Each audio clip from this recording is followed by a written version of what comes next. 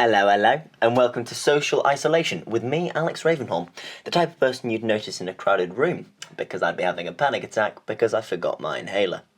The podcast is a way for me to cope with the boredom and mental strain of being cooped inside for months on end, and hopefully provide some light entertainment for you, listening to people you don't know, talk about things they love and are passionate about. Or, in 50% of listeners' cases, hearing your son go on about things that interest him with a friend from uni. The idea behind the podcast is to reconnect with friends and talk about things that you are passionate about and enjoy. You'll be happy to know that even though I am a law student, there are no podcasts on that subject. Talking about things that you love releases those sweet endorphins we're all craving. And so, if you take anything away from this podcast, it's to ring, text or FaceTime that friend you haven't spoken to in a long time and have a nice long natter. Over the following podcast, you will hear discussion on several topics, including acting, comedy, football, Pokemon, music and television. Feel free to listen into those that interest you, or just listen to them all, and maybe you'll develop an interest from the impassioned discussion. Disclaimer time, none of us are experts on any of these subjects, neither do we claim to have any success in these areas. These are just people talking about things they enjoy. Finally, as you can hear, I am recording on a shitty little iPad, so apologies if the sound quality isn't quite that of some of the podcasts. In today's podcast, we will be talking about that sweet little Nintendo game, Pokemon. Pokemon has had a huge effect on my life growing up. It was the game I'd play literally all the time to pass the time. I even skived off school to play a bit of Pokemon. I'm going to be talking about it with the brilliant Jack Petheram. Just warnings for this podcast. I'm recording this before I've done it, so it's not the right way to do it, but I imagine a little bit of swearing. I can't imagine Pokemon's going to get into anything too deep or upsetting, so that's the only warning for this episode. Enjoy, because I really did, or haven't yet. I will enjoy it, I'm sure. Final little bit from me. Throughout the podcast, I'm going to try and make Jack say the word peanut, so watch out for that, and yeah, enjoy. Hello, everyone. We're now recording properly, and I think it's time to introduce my first guest. This is the first one we're recording, so apologies if it's a bit all over the shop. But this person, he is a sweet soul with the appearance of a Nordic demigod. He's just finished a 3-year drama degree at University of Birmingham, and in 5 years' time, he'll be one of their most treasured alumni because he's that bleeding talented. It's Mr. Jack Petheram. Hello, Jack. How are you? Hi, Alex. Did you enjoy your introduction there? I did. That was really lovely. Thank you. Very flattering. Oh, yes. Jack will be basically checking this podcast because it's the first time we're recording. So if anything goes wrong, he'll send me a strong list of things to improve in the future. Listen, Alex, I was not happy with this, and this. Neither was I. Right. It's weird because we're doing this online, and it almost feels like a video conference. And that's interesting, Jack, because this is an interview. I'm sorry to throw that on you right now, but you are currently interviewing for your dream job. The first question of any interview is, what is the job? What is the job I'm interviewing for? Oh, well, if I had to pick, Alex, my dream job, you see, there's two avenues I could think of here. One is I'm big into my music, so it would be very... it would make sense for me to say my dream job would be to, sell out stadiums and make music for the rest of my life. Mm-hmm. And that is one of my dreams. But I'd actually say probably my absolute biggest dream job is basically to be the next David Attenborough. Oh, yes. You've got the voice for it, to be fair. Thank you. I'm hoping it's pretty much all I've got for me going in that department, because I didn't do biology or anything like that. But sorry about all the noises. I'd absolutely love to do sort of to present nature documentaries, to get out there, doing Blue Planet 3, Planet Earth 3, all that kind of stuff. Because that's just, David Attenborough is a long time hero of mine, and I love what he does. He's just incredible. He really is, to be fair. It's interesting you say that. I am the head of Attenborough Enterprises, David Attenborough's dad. Hello. You're David Attenborough's dad. That's so good to meet you. Yeah. It's quite the achievement being David Attenborough's dad. But yeah, I think we're going to get straight into this meeting. But, Is that a toy Gengar you've got there? Sorry, this is my lucky charm. It's my Gengar. Sorry, I just bring it into every interview. Well, that's really interesting, Jack, because I'm a huge fan of Pokemon, and I would love nothing more than to just spend this whole interview talking about Pokemon, because if you keep it going, you'll get the job. I would be happy to do that. If it gets the job, then...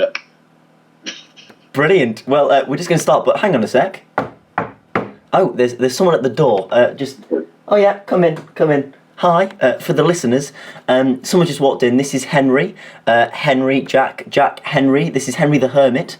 Henry the Hermit is actually the leading shareholder of David Attenborough Industries. And so it's quite important you impress him. But the thing is about Henry the Hermit is that he's been in a cave for 50 years, and he's just heard us talking about Pokemon, and he has no idea what it is, and he feels quite shy. So Jack, could you please explain to us what Pokemon is? Okay, well, Mr. Hermit, Pokemon is effectively... it started out as a video game which you could get on your Game Boy back in old 97 or whatever it was, 98. And the basic principle is you are a character who is thrust into this world where Pokemon have effectively replaced animals. Not in terms of the Pokemon have taken over and now the animals are all dead. As in this world, you have Pokemon instead of animals.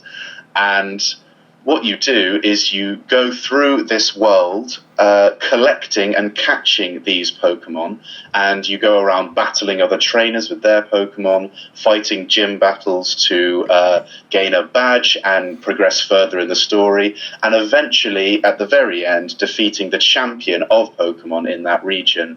There's obviously a lot to do surrounding that, but that's the basic premise of the game.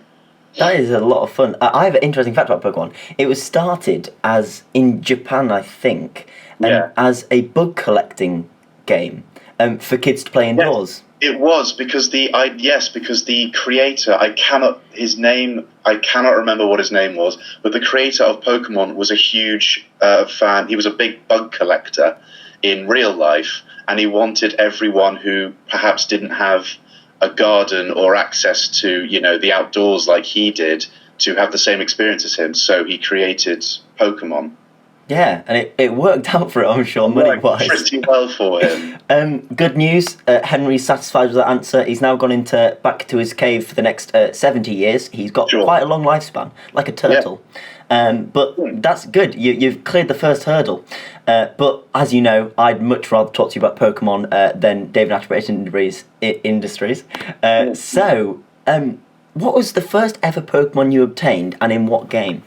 Oh, I'll tell you what, this is a very strong memory of mine. My first ever game was Pokemon Diamond. So Generation 4, first game on the DS. Mm-hmm. Because I am in the weird in-between gap where I was aware of the Game Boy games, but the first console I owned was a Nintendo DS. Yeah. And so I was at that age where I should have been playing Pokemon up until then, but because I didn't have a Game Boy, I couldn't. And so when I finally got a DS, got Pokemon Diamond, and my first starter was a Turtwig. Oh. Yeah. Will forever be one of my most treasured Pokemon, Turtwig, and subsequently Grottle and Torterra, because I can't remember all of my first team, but the Pokemon that were in that first team hold a special place in my heart. I remember I had a Geodude. Oh, yeah. I had no idea how to evolve it as well at the time. Yeah, I know. Honestly, I had a Graveler for ages. I was like, how the hell do you make it into the Golem? Because I really wanted a Golem, and Golem is still one of my favourite Pokemon. Yeah, same. I basically had, because it was however old I was at the time, I basically just wanted to get as many Pokemon as I could. So for a long time, it was basically Turtwig, Starly, Shinx, and Geodude. The classic four. And to be fair, I'd have any of those four in my team today. So, I knew what I was doing to an extent. Thing is about Turtwig, it gets a lot of hate compared to the other two. Because it does. Empoleon Piplup line is fantastic, as is Chimchar. I'll tell you what, Empoleon is my favourite starter of all time. Really? I know that obviously Turtwig holds a special place, but Empoleon is my favourite. It just obviously Chimchar and Infernape straight up he's like the Blaziken of its time. Exactly, it yeah. Straight up kicks ass. But Empoleon is my favourite because A, Penguin is one of my favourite animals, and B, the typing of it makes it an absolute weapon. It's actually pretty good competitively as well, I think. It's just, I mean, and also design-wise, to be fair though, all three I think have brilliant designs. I think Torterra looks sick. Torterra is phenomenal. It's a beautiful design. The continent Pokemon. Yeah. And I quite liked, I don't know if you saw it, but in Detective Pikachu, they had Torterras the size of mountains. So it's kind of like they've been conditioned like pets to become smaller because like they hang around humans so much, but they were like frozen Torterras the size of mountains. I thought that was such a brilliant idea. That is brilliant. I love that. That's something that obviously there's not much you can do about it, but that's one thing that I think I really love about the newest Sword and Shield. While I haven't played it, I've seen quite a bit about it versus the older games. I prefer the older games by a country mile, but with the newer ones, you have a sense of scale. Like one thing I always thought about while playing Diamond and Pearl is that, and Platinum especially, is when you got to the stages, like when you got to the post game of getting like the legendaries and stuff, the one thing I thought is, well, when I came across Regigigas, it was like, well, this thing is supposed to be the size of a mountain, and yet I'm looking at it right now and it's no bigger than me. And I always thought that was a bit disappointing, but the thing about Sword and Shield is you get an actual sense of scale, and that's what I love. I'll agree with that, and I'll also say that what is it? I'm replaying Heart Gold at the minute, and I have an Onyx in my team, Rocky, the classic traded one you get early on. Trade him for a Bellsprout. Yeah, and he's the same size as me, and like Onyx is amazing. That's why. Have you played the Minecraft mods? I don't play Minecraft. Well, there's Poker Block, I think it's called. So they recreate the maps and the whole games in Minecraft, but they get the scale right. And so, like, Gyarados are fucking huge. Like, absolutely mack off. So, like, that is something I think is a positive as well. My first Pokemon was, and I've lied to you about this, I've told you in the past it was a Chimchar on Diamond. Yeah. And I was thinking about the question, and that's not true. My cousin, Peter, gave me a Game Boy and Pokemon Gold, and my first was a Totodile. Hey, okay. But weirdly, for me, the nostalgic Pokemon game is Gen 4. That's like the one I think, what was your first game? I think that, even though technically that's not the truth. But yeah. But no, I agree on your point on scale as well. Because the one thing Heart Gold does okay, because obviously they walk around with you, but legendaries are bigger. So, like, I'm pretty sure Ho-Oh's, like, bloody flying behind you, looking absolutely huge. On that point, what is your favourite legendary, would you say? My favourite legendary? This is an intriguing question. For a long time, my dinosaur-loving, dragon-loving nerd self was Rayquaza, no contest. Yeah, that's mine, to be fair. And still, to be fair, it's up there. I'd say it's probably number 2. But since exploring all of the games, I've got to go with Mewtwo. Yeah, fair.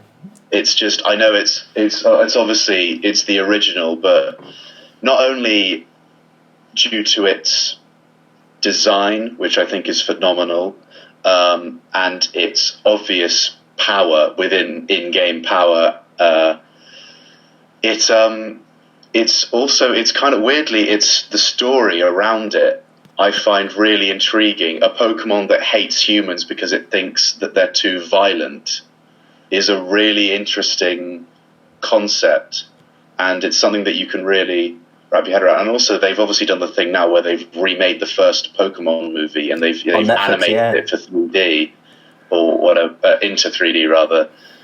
And it just reminded me of how much, when I first watched the first Pokemon movie, how much it really struck me.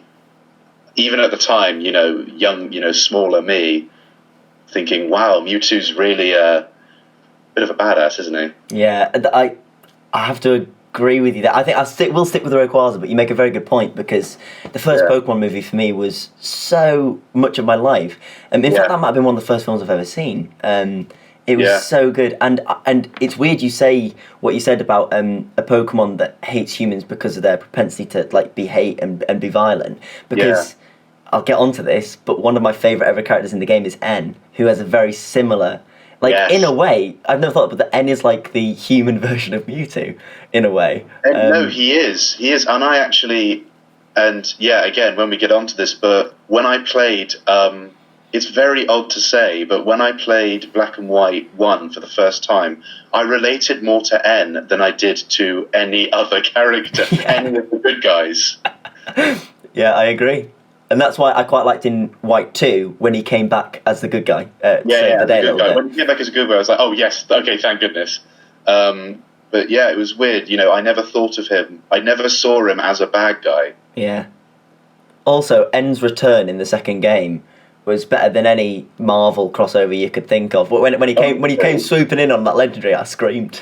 Just absolutely just yes, come on. But I'm going to stick with Rayquaza, and I think my reasoning will appeal to you especially. Firstly, design, absolutely phenomenal, and its Mega really didn't disappoint. There was a big worry for me with that. Also, fair play to it. It's not the best game in the world, but Omega Ruby and Alpha Sapphire's post-game, I quite enjoyed. And at least it gave you something else to do. It felt a little bit like a DLC, which was quite fun. Yeah, that is one thing that the newer, like the 3DS games, are getting right. Yeah. There is definitely more to do.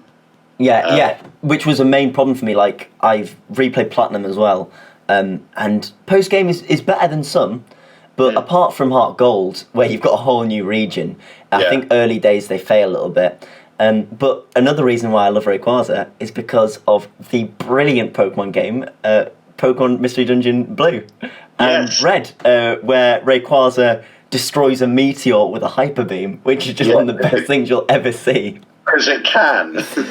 And obviously they've been remade for the Switch as well. In XD. And to be fair, I've heard good things. They've done enough to make it different, I think, to keep it interesting whilst keeping the same amazing story.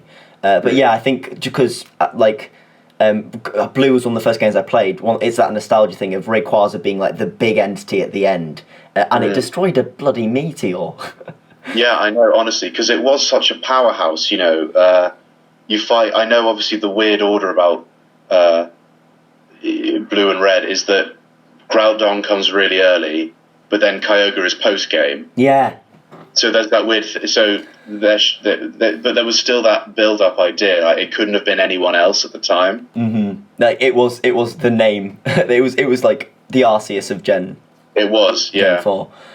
What's your favourite type? Is it Psychic off the back of Mewtwo, or? It's not actually. I enjoy. I think Psychic is really good, and actually, weirdly, my other favourite, minor legendary is Deoxys. Yeah. And you'd think because of that, Psychic would be my favourite. It's actually not. My favourite, it's always a toss-up between two, but my favourite ultimately is Ice types. Ice. Would that be, if you were a gym leader, would that be the type you'd have? Yeah, it would be. Right. So you are now the Ice gym leader of Budweiser location. Christ, at this time. Yeah, exactly. I just looked there and that was the first thing that I saw. That's not good, Alex. Isolation's getting to me. But so you are this gym leader. You can have a max of 3 Ice-type Pokemon. Which 3 would you have? And as classic gym leaders, you have to have one which is like your iconic Pokemon. One that is iconic. Here's the thing. There are so many Ice types that I love, but weirdly, actually, I think 2 of them would be of the same evolutionary path. Really? I think I know. I think you know. They're 2 of my favourite Pokemon of all. Both of them, weirdly, are 2 of my favourite Pokemon of all time, which is Glalie and Frostlass. Yeah. Because they're both. I don't know what it is. Snorunt is incredible. He's just a little tent boy, and he's just doing his thing, and I love him. He's so cute. But then he has the option to either evolve into this round, solid powerhouse of a freaking, this wrecking ball made of ice, or this brilliantly elegant, suave, quite creepy ghost and ice type in Frostas. And I love both of the evolutions equally. And I think they might have to be 2 of my 3. Yeah. Because I think it would kind of throw people off. Like if I threw in a Glalie, it'd be like, oh, what are they going to have? Oh my god, it's a Frostas. Yeah. Meaning that my middle Pokemon would be either a Celio. Oh, sick boy. Because I feel like a Walrein would be a bit too much at this point. Yeah. Either a Celio, or if I was allowed it, a Lapras. But I think a Celio would be a good start, because again, I played my... What is it? It's Black 2. Mm-hmm. No, White 2. I played with a Walrein, and my god, they are incredible.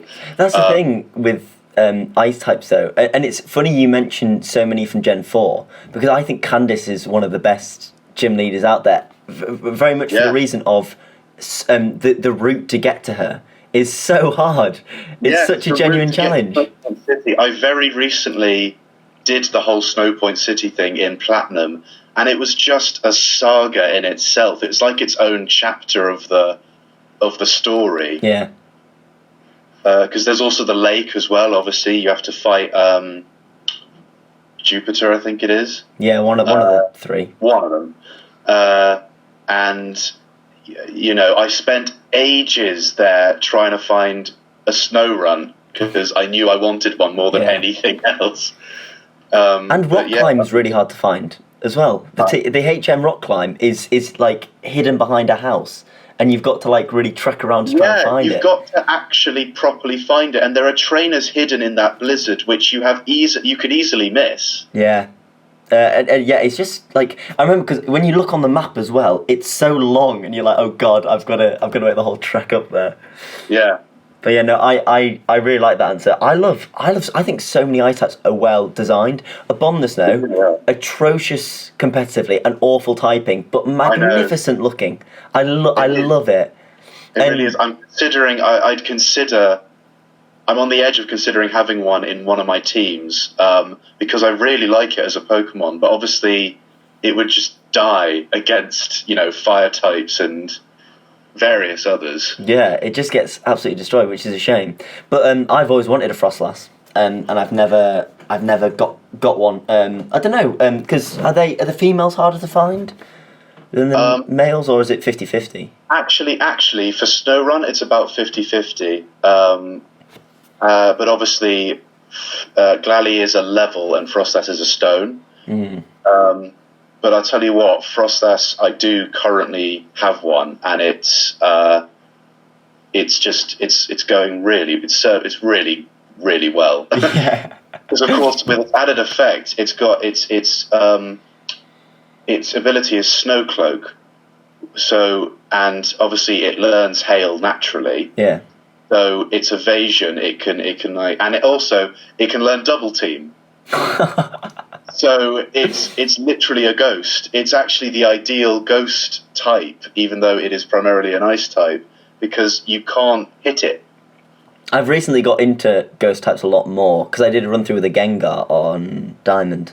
I never used ghost types, but I think Frostlass is a prime example, because you don't think of it as a ghost type, you quite often think of it as an ice type. That evasion is that could lead to a lot of frustration. A lot of frustration, and also obviously the ghost type cuts out the fighting weakness altogether. Yeah. Oh damn! Because funny you say that. That would be my gym, fighting gym. Fighting type. Yeah. It's been kind of overdone. But I'd have a dojo. I don't care. I'd do the classic. No, this is fair. I'll tell you what, Alex. Just before you, because I'd be really interested to hear what your team is. I think something that they need to explore more in the newer games is making each gym unique look like a unique in its own right. Yeah. Obviously, you see a gym building and you know what it is. It is a gym, and they do well in sort of Heart Gold and Black and White 2 especially. When you go inside, it's a whole new world. But I'd love to see, stuff like, Bellsprout Tower as a gym. Yeah. Oh, that's so true. That's such a... Yeah. And I'd also quite like the gyms to look different from the outside. Yeah, exactly. Like, if you had one town where the gym was a dojo, another where the gym was, I don't know, an ice cave, another where it was a haunted... Because I always thought one of those thingy tower in Diamond and Pearl where they always have a tower where they have, Pokemon are laid to rest. Yes, the ghost place, basically, where you get ghost types. I always thought that would be a really good place for a ghost gym. Yeah. Stuff like Celestial Tower in Black and White. That's such a good point. I think X and Y do it. I think they do it. Yeah, they do it a bit more, although it is still definitely more on the inside, but it's definitely still like gym buildings. Yeah, no, that's a very good point. Get on the phone right now and tell them. Right now, listen, Mr. Pokemon. No, he's an actual character. What would your fighting team be of your 3? So I'd be the 7th gym, so I'd have a bit more options. Yeah. I'd go for a Medicham as my opener. Oh, yep. A Hitmonchan as my middle. Just because I love all 3 of the Tyrogue evolutions, and I've never used one. I might try and use it in my Heart Gold, because I didn't realise it, but someone can give you a Kyrogue in the game. But my iconic Pokemon, and I don't think anyone's had one, which doesn't make any sense, because for me, this is the archetypal fighting type, but it would be a Machamp. And I might be wrong, but I don't think any fighting have had a Machamp. It's always been Machoke, I think, is the most... And Lucarios. Everyone has Lucarios. And it's actually put me off Lucario because so many fucking gym leaders have one. Lucario, to be fair, it is a great one. But yeah, Machamp, yeah, that would throw a spanner in the works for anyone fighting you. They think, okay, what's next? And then boom. Yeah, and also the XP you'd get from defeating my Machamp would be sick, which you've always got to think about. Fully evolved Pokemon. But I'll tell you what, Alex, another thing, Hitmonchan is another one of my favourite Pokemon of all time. Is it? I love it. I love all 3 of the Tyrogue evolutions, but a Hitmonchan was one of the Pokemon that I used in my most successful Leaf Green team. And it was it got to the level where it learned Thunder Punch, Fire Punch, and Ice Punch at the same time. Yeah. And I fell in love with it there and then. It's just got such good range as well, to be fair. Which is an amazing thing for it. Next up, and I like this question because Pokemon's not known for having amazing villains, but what would you say is your favourite evil team? My favourite evil team. Here's the thing. My favourite evil character, in inverted commas, I would agree with you, is N. Yeah, massively because he's got so much depth to him. And I don't even know if I count that, especially because, like I said, I never really saw him as evil. But of course, in Black and White 1, he was, king of Team Plasma or whatever. Yeah. So he is technically evil, isn't he? But my favourite evil team, actually, for me, is Cyrus. Oh. The head of Team Galactic. For Galactic, yeah. For 2 reasons. One, I think the build-up of commanders and their subsequent teams into Cyrus is one of the most well-constructed things, because obviously the commanders, Mars, Saturn, and Jupiter, they all have their Zubat, which turns into a Golbat, and then subsequently Cyrus has a Crobat, which makes complete sense. And then, of course, the 3 commanders have their own partners in themselves, so Stuntank, Purugly, and Toxicroak, which is already insane because you already need to try and think of what you're going to be facing when it comes to the commanders themselves. Yeah, but they're all pretty strong. I remember that Purugly in the wind works was so difficult. one of the hardest boss battles. It's the first time you come across Team Galactic boss. One of their commanders. I had to restart that game so many times because I just wasn't expecting it. I wasn't ready for it. And that, I think, is the thing. Because then Cyrus obviously has a Crobat, and then he comes in with his Haunch Crow and his Weavile.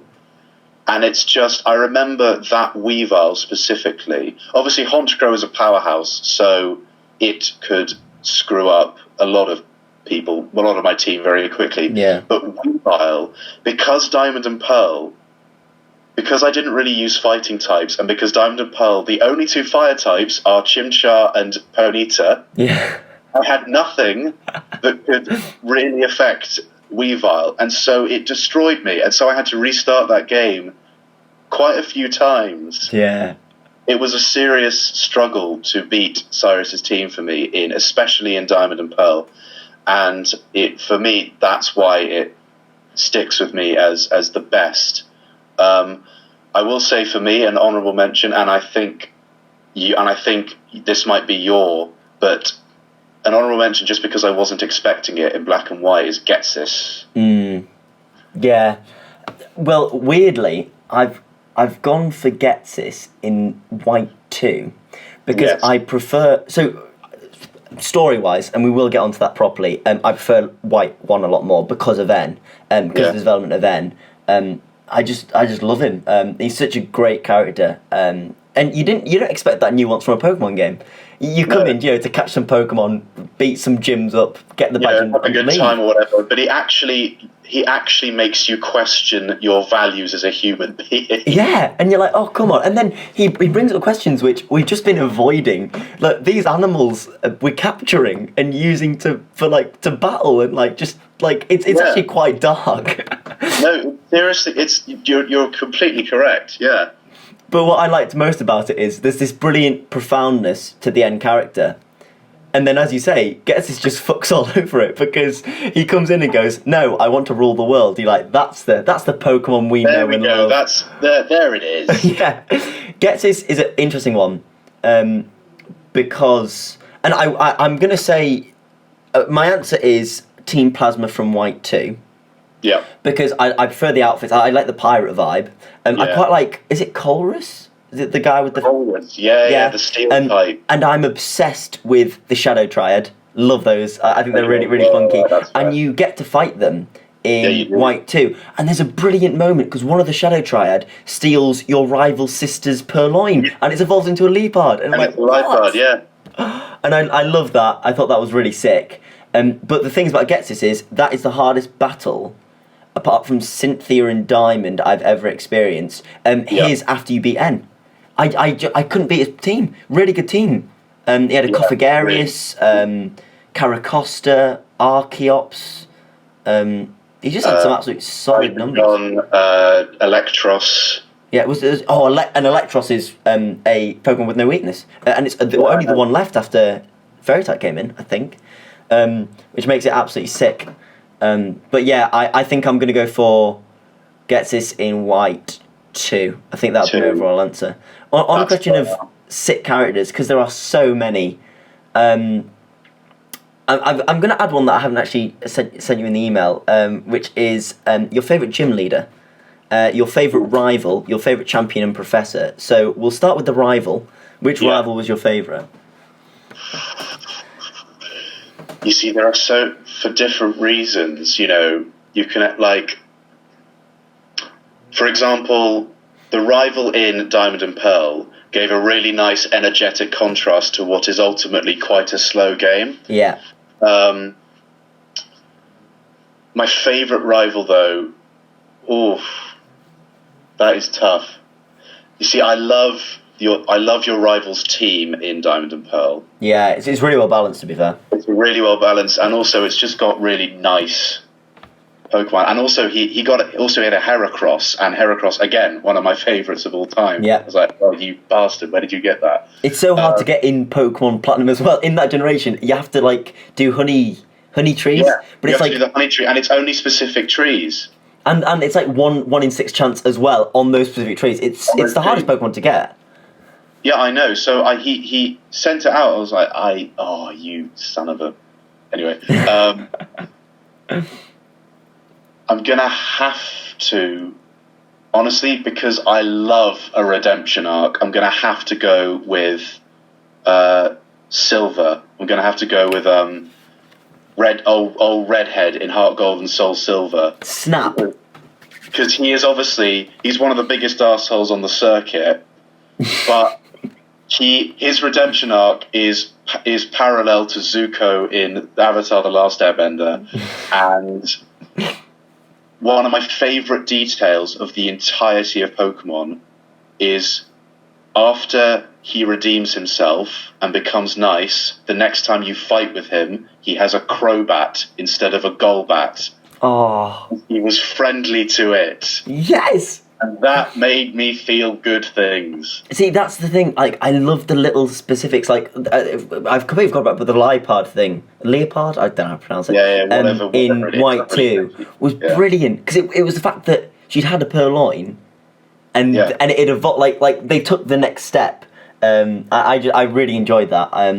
But yeah, mine's. I put. My exact answer is Redhead Geese because I forgot his name. Yeah, I assume his name is Silver because your name is Gold. Yeah, but it's weird you say that because Barry was my honourable mention.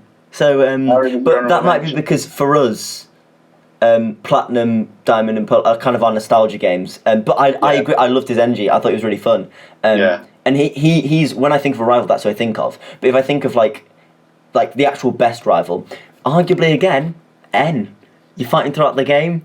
So that's the thing, N is so hard to define. I will say that N is my favourite character in the whole Pokemon. I just think he's absolutely magnificent. No, I agree. But obviously a lot of people will say, well, Blue is obviously the best rival, in Pokemon, and I'm not disagreeing with that at all. N has a sick team, and when he becomes a champion, he is nearly impossible to defeat. Yeah. But obviously, the games that we grew up with, the nostalgia games, and ultimately the games which will have the most resonance with us are Gen 4. Yeah, and you have to take that with a pinch of salt because I think for everyone will have their. I think a lot of people, if they listen, will be like, oh, there's not enough mention of Gen 1, and it's just that I played Leaf Green. I played Leaf Green through. It was an alright game, but also I think they were like. That's not even it's not. That's not even early days. That's the remake. The remakes exactly. But yeah, I just think I'm currently doing a Crystal run through, and I'll tell you what, I'm rather enjoying it. I got a Poliwag early days. I'm doing well. Yeah, but that's the thing. I for a lot of people, their nostalgia game is Gen 1, and that's why Gen 1 gets so much appraisal. I'm not gonna lie, not a massive amount of choice in Gen 1. In terms of Pokemon, it's outside of the main story isn't that great either, and there's not many things to do post game. But that's because they've developed the game from there on. So and it's a touchstone game in the series because it started everything off, and it wouldn't be what it is now without it. But for me, I agree. I think Platinum was a good place to come in, and Diamond and Pearl because. They got some of the details right. I love in the post game of Gen 4 when you can go into what is it? You can go into the gym leaders' battle house, and you can keep fighting the gym leaders over and over again. I love that thing because it's something to keep ticking over and stuff. And then the whole Heatran storyline and stuff, which I think they mastered in Gen 3. With all the Regices and with all the Reggies and that, but Gen 1 was missing it, I think. And so that's why, just if people are thinking there isn't much of a mention, I think it's because Gen 1 allowed all the other games to do all the things that we mention, rather than hating on the game itself. I just don't think it had what is now a staple in Pokemon. No, that's fair. That's a fair point. I will say about Gen 1 and obviously subsequently the remakes. So Fire Red and Leaf Green is one of the biggest twists I've ever been a part of in Pokemon, and actually another honourable mention in the villain category is when you find out that Giovanni is the 8th gym leader. That is fair actually. I should have seen it coming, but I didn't. But I think his team was very interesting purely because he had a Kangaskhan. Yeah. I thought that was really I thought that was a really interesting choice. Yeah. Is he? What is his typing officially? Ground. Ground. So he had so when you first fight, so the team he has is basically Kangaskhan, Rhyhorn, which then is subsequently Rhydon, and then Nidoqueen and Nidoking. Bloody hell. Yeah. quite a strong team. Yeah, that's a fair point. And it also, what that does positively is it makes the gym leaders matter more, which they do really well in White 2 because they like become the police, and White 1. Because like that is interesting because quite often it's all about the Elite Four and the champion. Very much the case in Gen 4 actually, as we're talking about it. But yeah, that's good because it makes like the 8th gym leader like mean so much more. When gym leaders are usually kind of put to the side, apart from like one gym leader like in the middle, like the 3rd, 4th or 5th gym leader has like quite a big part of the story. Hi, sorry, can I help with this or something? I don't know. Like, yeah, no, I agree. Favorite professor? Favorite professor? It's, I'll tell you what. It's just they've all got their own little. They've all got their little charms, haven't they? Yeah. But the one that always gets me with his glint in the eye is Professor Oak. Yeah. It has to be, you know, Rowan's my second because again, first Professor, and that music, the da-na-na-na-na-na-na-na-na-na is something that tugs on the old heartstrings. But Professor Oak is he's a bit of a legend in his own right, and I don't know. He's just a bit of an enigma because he plays an important part in 2 games. Yeah. In both Gen 1 and Gen 2. Because I'm replaying Heart Gold and he's in that. I wasn't expecting him, but he was there. I was like, oh, okay. Jacket. He's a fashionista. He is. Have you seen? To be fair, one of my favourite little Easter eggs is when he's in. I've forgotten the name of this Sun and Moon world. Alola, is it? Yeah. The Alolan region. When he's there with a massive tan and really long white hair, and he's just gone on holiday and he's wearing Hawaiian shirts and things. Yes. I thought that was really fun. Also, I've got this also in my head. If they ever, for some reason, and I don't know, I'd probably be against it, if they ever made a live-action Pokemon, if they do not cast Philip Schofield as Professor Oak, I will riot beyond all riots. It's perfect casting. It really is. Perfect casting. We'll jump straight into champion. No, gym leader. Gym leader. I know I didn't ask that one. If you can think of one, I've got one that's quite obvious, just because of how hard she was. No, go on. Oh, I bet I can guess. I actually can't remember her name, but is it thingy with the Miltank? Yes. Like as I say, I'm replaying Heart Gold, so it's on the front of my mind. But this is the first time I beat her first time, and I got a crit. She's ridiculous. She's Miltank is something else. Yeah. And also, I got screwed over by the. Is it a Clefairy? Clefairy. She's got a Clefairy. Which used Metronome and got like Draco Meteor or something, and like. Obviously. I was like, I had that, and I was like, this isn't going to end well. That's not a good way to start. I'll tell you what, Heart Gold and Soul Silver actually, I think, have the best set of gyms. Yes. Just because they're very dynamic. Because I always love it when they bring out their ace, and the ace is a proper ace, like Bugsy's Scyther. Oh my god, yeah, comes out of nowhere. An absolute trump card. If you don't have the appropriate typing for it, you really have to struggle through that one. I had a Quilava, and it killed my Quilava before I had a chance to kill it. It's a good technician as well, because it's got technician in all its moves. It's lethal. All its moves are under 40, so it just destroys you every time. Yeah. Favourite gym, though? That is an intriguing one.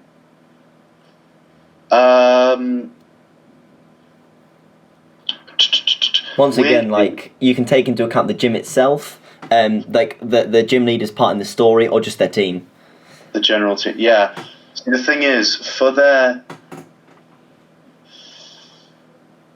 Weirdly, and actually unsurprisingly, I wouldn't go for any gym leader in Gen 4 because I quite like a gym leader that has more, meaning to it. Obviously, a good team is very much appreciated, but if there's something a bit more, so I probably have to go for.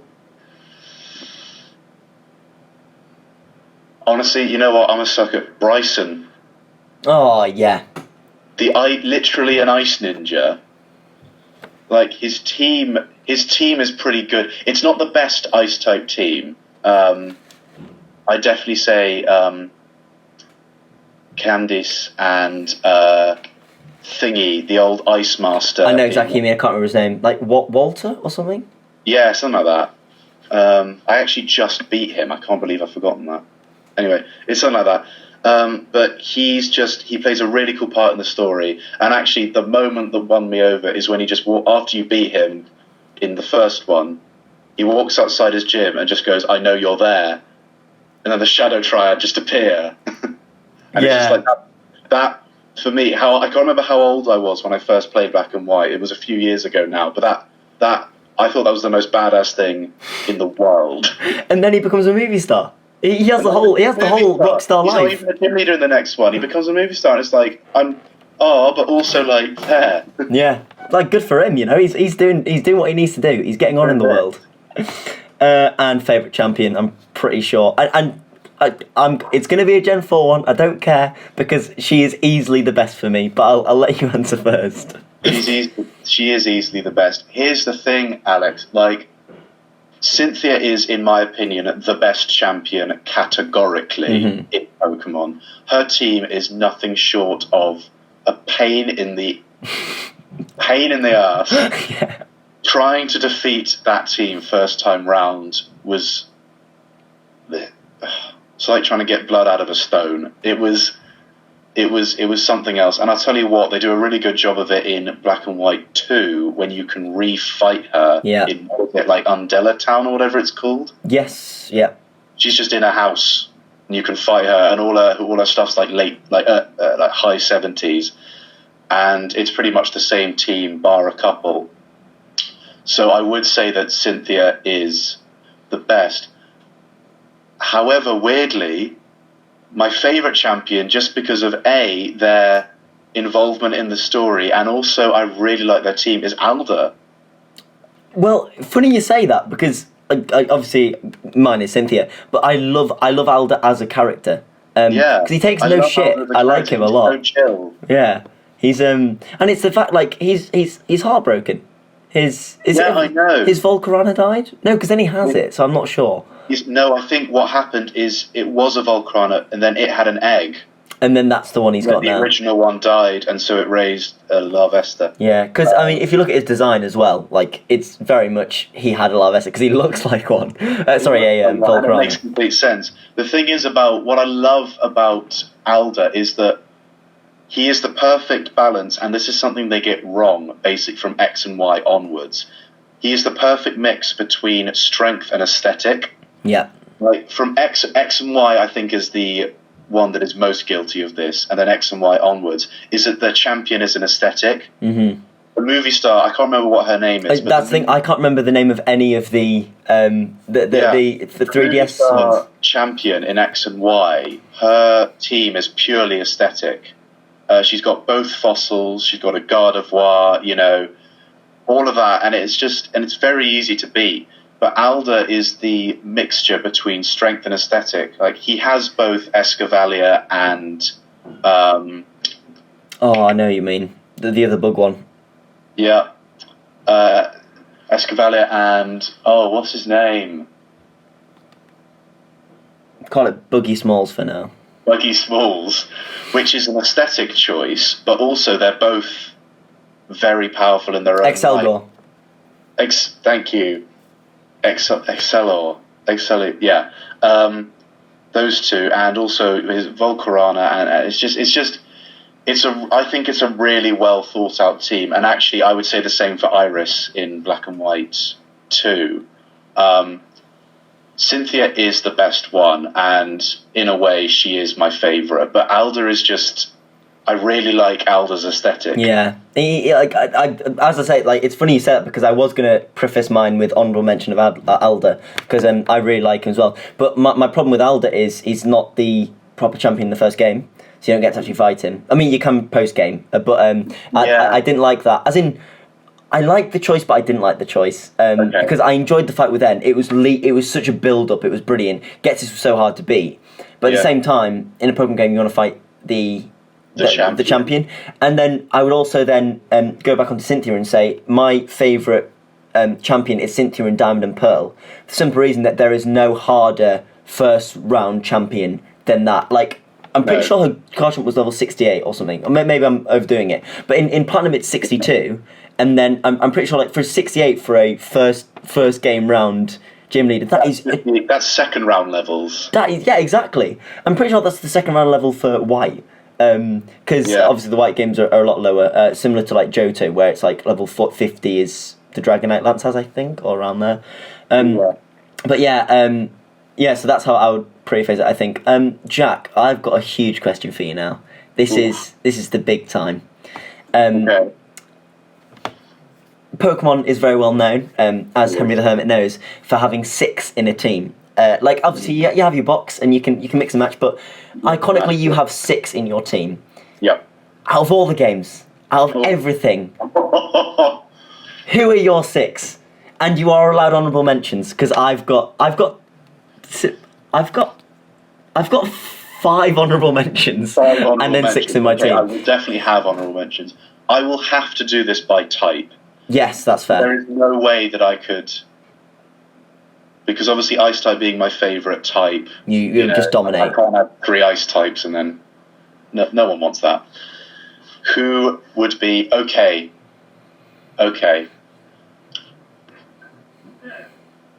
Off the bat, I would have to go for, because not only favourite flying type, but again, one of my favourite... Oh, I'm not going to go for a starter in this team. That's fair, I haven't got one either. I think if... I have got one. If I was to go for a starter... Actually, oh, no. Okay, I'll jump that bridge. Not only is it my favourite flying type, but it's one of my favourites of all time, Pidgeot. Pidgeot? I think would be my first one, because Pidgeot is just... It looks great. It's the OG flying type. It's got the potential to learn some really, really, really sick moves. What do you think of this Mega, if you don't mind me asking? Because I didn't really get much from it. As battling, not the best. Aesthetic wise, I'm into it. Really? I like that they've made the ribbon much bigger, like much more. You know. I quite like the subtler ones, to be fair. I like it where they just add certain details rather than like change up the whole thing. I loved the Kangaskhan Mega. Oh my god, so much. There's literally no design change apart from this fucking little fighter comes out. Oh, he's ready to... It's amazing. That might be my favourite. That and the... Yeah. Okay, my next one on my list would have to be Breloom. Oh, fair. I was not expecting that. Breloom is I keep saying one of my favourites for it. Breloom is top 3 for me. Because I did my original Emerald run, I did with a Breloom, and it basically won me the game. Like it was. Not only does it learn Match Punch on evolution, or Mach Punch, whatever you call it, which is already incredible, but it can learn stuff like Sky Uppercut, as well as its leaf moves like one of my favourites, Leech Seed. So it's just a powerhouse in itself, and yes, it's got its it does have its weaknesses, flying, it's not good against, but Breloom is top 3, and I'd be a fool if I didn't have it in my team. I'll tell you what about Breloom, it's the most frustrating Pokemon to come up against, because it's got Effect Spore, and it's got Leech Seed, you cannot beat it, unless you've got, say, a flying type. Thingy in Black and White 2 has it. The fighting Elite Four on your second time round has a Breloom, and that's it's sick. Incredible.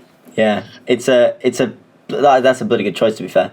I like how you haven't also gone for like classically pseudo legendaries and stuff. I quite like that. I've got a couple in mine, but well, I like pseudo legendaries. I am into them, but I think I do better with these ones in itself. Number 3? Number 3, Frostlass. Yes! Good choice. Has to be. Yeah. Glalie for a long time was one of my favourites and still is, but Frostas has overtaken it. Just because I think it's really, really great. I think it's a really cool design. And I've already said this before, but cool design, and also the potential for its moveset between its ice and its ghost types. Yeah. Is really dynamic. So Frostas has to go in there for me because it's an incredible Pokemon. Building off what you've said, a Frostas with Hail, Double Team, Blizzard and Shadow Ball would literally just obliterate. Because also Blizzard 100% hit accuracy in the Hail. It's just the perfect setup. Yeah, exactly. Plus its evasion. Yeah. Yeah, it's incredible. Numo 04. That's 3. Christ. Okay. This is annoying because I've already thought of one where I think, I'll go for that one, but I can't because it's a grass type. You have got honourable mentions you can mention at the end. I think it'll have to be an honourable mention. Yeah. You're allowed 5 for the simple reason that I have 5 and I feel bad because that's literally another team. That's fine. So what have I got? Okay. My 4th one.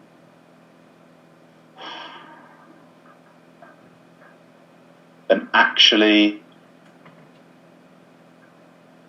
there is a slight crossover, but I think I'd have to go for it because, again, it was in my original Emerald, and I cannot express how powerful it got. And also, I really love it, is Sableye.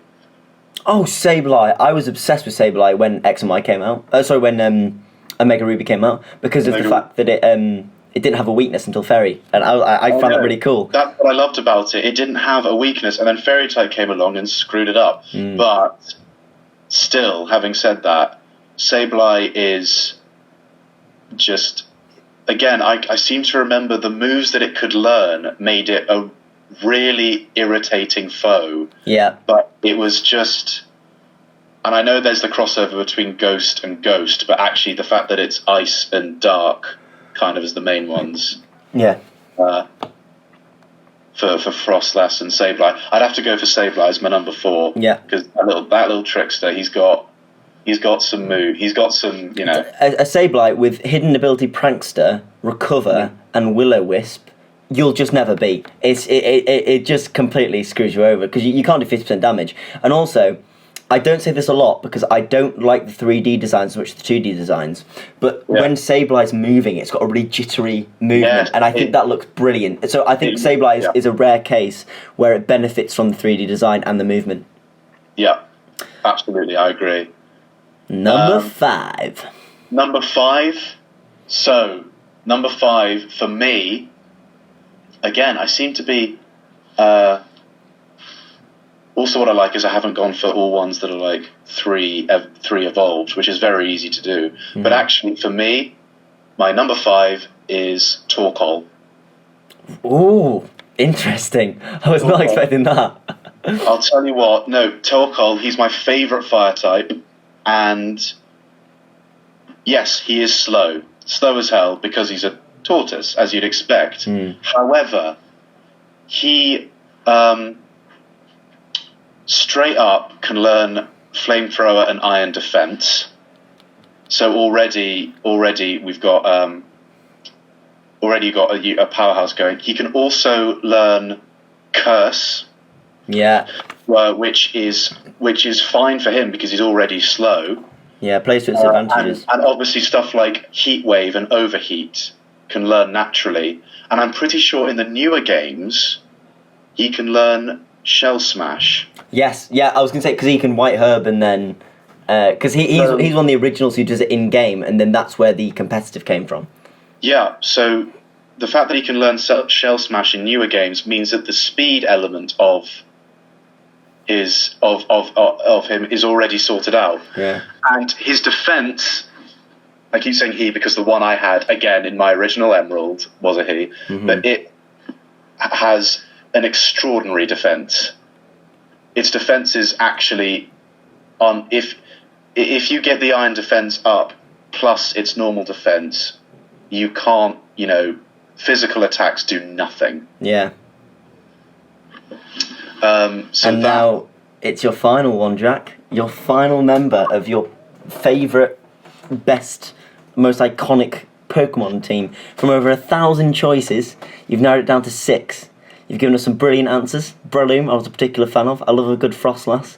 Yeah. But you've got one more.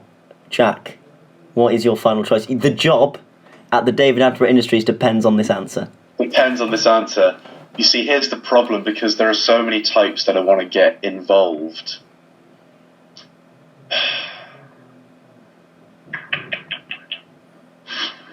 Do I go for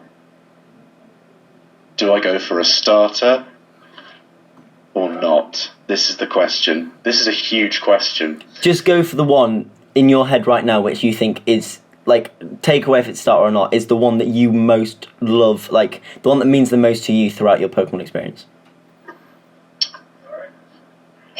The one that means the most to me, I would have to go then for Empoleon. Empoleon, yeah, absolute stellar answer. Yeah, you've got the job. Well, we'll see, but... Yeah.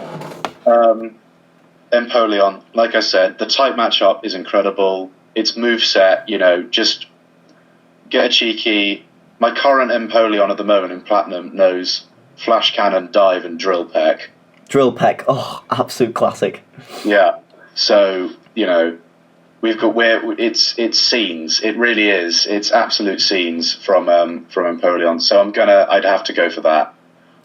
Very quickly, if you've got them, you're allowed up to 5 very quick honourable mentions if you just want to shoot them off. Okay, my honourable mentions would be Rose Raid. Yeah. Electivire. Yeah. Walrein. Mm-hmm. Hitmonchan. Yes. And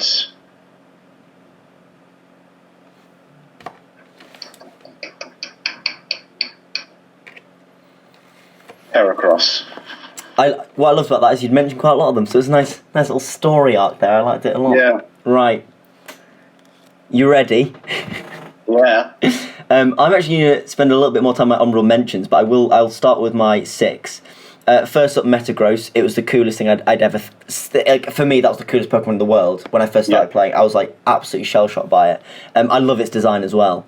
Yeah. Mamoswine is a big choice for me because it's got nothing to do with the games. It's Dawn's Mamoswine and Pokemon trading cards. I had 2 Mamoswines. I loved the design. They were really powerful, and I loved the aesthetic of it. And so for Mamoswine, it's never been competitive or in game. I just love it, and I'm actually going to try and get one in my current run of Heart Gold and Soul Silver. The next one is my favourite on my list, and it's Scyther. Because I plan my teams before I do games. It's just how I do things. And I was doing a run of Platinum, and I came across a Scyther, and I was like, oh, I'll catch it. And then I got to... there are 2 Ace trainers on a route in Platinum that are really hard to beat. Just before the Vermilion... No, not Vermilion. Just before the Karate gym leaders city. They just stop on the way, and it's like a double battle. It's really difficult. And all my Pokemon got knocked out, so I just pulled out the Scyther, and Wing Attack with Technician was just obliterated. It was absolutely brilliant. And so I really like this choice because it's one where I didn't plan for it, and that rarely happens for me. Also, my favourite Mega Evolution and competitive Mega Evolution of all time, it was on literally all of my Pokemon Showdown teams, is Mega Scizor or Skizor, whatever. And I love the fact that I was obsessed with Skizor. Excuse my weird pronunciation. And then I found Scyther, and then I had the option, because I transferred all my Platinum onto Heart Gold. I had the option of turning into a Scizor, and I chose not to because I really love this Scyther, and yeah, it sticks with me. So you'd go for Scyther over Scizor? Yeah. Because actually I think their stats are pretty similar. I didn't realise this, but their stats are actually very, very similar, so it's not too much of a loss. And I also think Scyther's typing is better. Next up, Gallade. You know this. I did a run on Platinum with a Gallade, and it is just ridiculous. It's so strong. Sword Dance and Drain Punch, you're done. Night Slash to stop the Ghost type weakness. and Psycho Cut, it is genuinely ridiculous. The only thing that's bad for it is its speed and defense. So if they can get in quick, they can destroy him. But it's honestly, I love. Gallade one of my favorite Pokemon. Next up is Greninja. For some reason, it was the first Pokemon I got on my 3DS, and I had a Greninja called Acqui, and I got to level 100, and it's been on about 5 different games that I've kept transferring it over because it means so much to me. So just for that reason, more for me personally, it's Greninja, and also it's an absolute beast.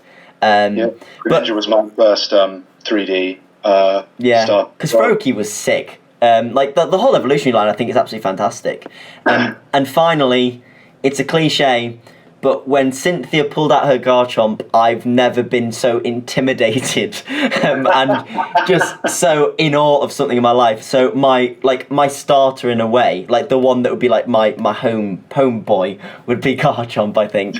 And then a couple. I will mention my honourable mentions because they're quite important. Lucario, loved it, but the games ruined it for me because it was so overused. Infernape, because for a very long time, without realising it, I thought my first ever Pokemon was a Chimchar, but then I remembered that Peach had given me my Totodile. Gengar, did a run through on Platinum with it. Yes. Loved it, and it also made me love Ghost types, which is why when I saw your little lucky Gengar as executor, whatever my job is, I was very, very happy with that indeed. Noivern is my favourite Dragon type apart from Garchomp. I think its design is beautiful, and I used one in an Ultra Sun run through because you can get quite early on. And this one kills me because it would definitely have been in my team if not for its ability, Golisopod. It looks amazing. Oh, the big metal...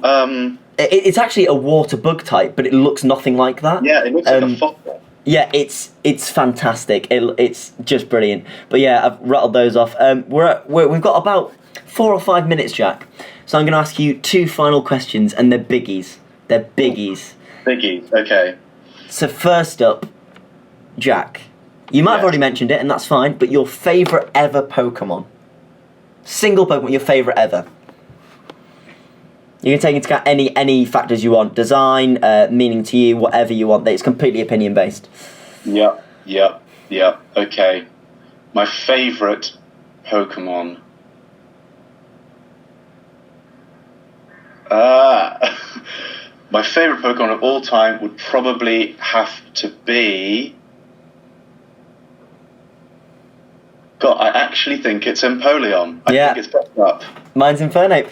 It's that thing, and people can be like, if they do listen, once again, it might just be me and you and our parents. But people will be like, oh god, it's so Gen 4 orientated. Well, firstly, Gen 4's a sick game. Secondly, Gen 5 is also brilliant. So if that's an unpopular opinion, very quickly, do you have any unpopular opinions? Like Pikachu's a wanker or anything like? Pikachu's a wanker. Any unpopular opinions you'd like to air while you can? Well, I can. Do I have any unpopular opinions? Not really. Just I think I think the Pokemon games looked better before they went 3DS. Yeah, I don't think that's an unpopular opinion, but I don't really think much at all of basically beyond Black and White 2, which I really enjoyed. As I really love Black and White 1 actually. Well, it's funny you say that because. Drum roll, please. The big final question. To seal the job, favourite Pokemon game? Favourite Pokemon game for me has to be Pokemon Diamond. And you are allowed to give 3 reasons. 1, it was the first Pokemon game I ever played. Yep. 2, the Gen 4 starters are my favourite starters ever. So I didn't really mind which one I had. Yeah. And 3, the choice of... It's one of the few regions where I would happily have pretty much any Pokemon from that region in my team. Yeah, I think that's a huge thing. Like, the Pokedex is magnificent. There's really so many options. It does get better in Platinum, and Platinum I think is a better game, but for nostalgia reasons and also for the whole sort of fighting the champion, how difficult it was, the achievement of it is Diamond for me. Brilliant answer. I'm going to just clarify mine, because as I say, I think Gen 5 gets lots of hate, and I just do want to say that I think White 2 has the best post-game with the, the World Tournament, and the challenge in either, I think it's Black Tower or White Forest. Yeah, I only have White Forest. or Black City, isn't it? Yeah. And that is such a difficult challenge. Also, what I like is, unlike quite a lot of post-game challenges, you get experience from them. It's not like you're all down to level 50, which I really enjoy, because you can still develop, and you can get some ridiculously high level Pokemon through just doing story in Black and White 2 without having to do anything else. Best story, White 1. Just because N. N once again.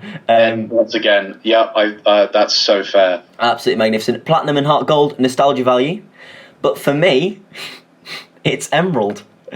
Which is weird because I've only ever played it on an emulator. And it's going to sound ridiculous, but I love story. And I think the best legendary kind of folklore and things is Groudon versus Kyogre, and then it's the cutscene when Rayquaza comes and stops them.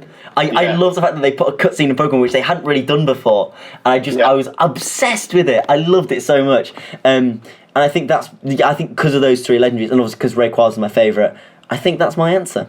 But yeah, Emerald will probably be my second choice. It was it still is a phenomenal game. I still have it, but I've had some absolute times on that game. Well, Jack, your extremely long interview has finally come to an end. We've talked about all the main things about being the next David Attenborough, I think. We've talked about what your favourite Pokemon is, what your top team is, and your favourite gym leader, which are all very important questions to become a animal documentary presenter. Yeah. Thank you so much for coming. You have got the job. Congratulations. You are the next David Attenborough, but he will not die for the next 20, 30 years, so you've got a bit of a waiting time. Probably more likely 20,000 years. I assume he's immortal. He must be at this stage. He's just brilliant. Thank you so much, Jack. Very quickly, I know you do a bit of music on Spotify. Would you like to do just a little promo of your music very quickly? Well, if we're here, I do. I'm part of a band called The Great Idea, which has 3 EPs out on Spotify at the moment, 5 songs each, and it's on Spotify, iTunes, any music platform you listen to. Basically, we're called The Great Idea. Go look us up. They are absolutely brilliant. I generally love the songs. I was actually listening to them before I talked to Jack, and then I didn't know whether to bring it up because it was kind of weird. Jack, thank you so much. I've had a great time. I just love talking about Pokemon. This has been so much fun. We've got more podcasts coming up about writing, acting, comedy. And we've got an absolute great number of people coming on. And as I say, this is just a way for you to catch up with a friend, have a lovely chat, and please keep happy and busy during isolation. Thank you so much, and we'll be back shortly.